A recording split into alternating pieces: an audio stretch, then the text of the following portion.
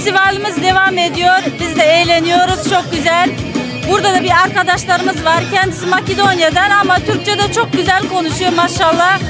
Şu an biz Türkmenistan sofrasındayız. Bakalım bizim misafirler Türkmen sofrasını nasıl buldular acaba? Türkmen sofrası kesinlikle çok çeşitli, çok zengin bir sofra. Yakın zamanda pilavını da yemek nasip olmuştu. Tekrardan yedim pilavını. Çok beğeniyorum salatasını, tatlarını falan. Kesinlikle çok güzel.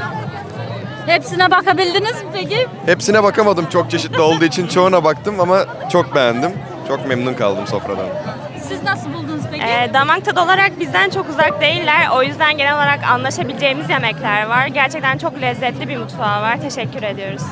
Genelde eski Türkler Türkmenistan aynı milletten gelmiş diyor. Size benzer olan tadı buldunuz mu burada? Türkiye yemeğine benzeri var mı? Evet. Bu yarımcaya benziyor mesela. Bu mozaik pastaya benziyor. Bizde de bunun benzerleri var. Daha farklı ama tabii sizdeki. O zaman size yabancı gelmedi. Aynen. Afiyet bal şeker olsun. Teşekkür Teşekkür ederiz. ediyoruz. Ellerinize eğlenceler sağlık. size. Teşekkürler, sağ olun. Sağ olun.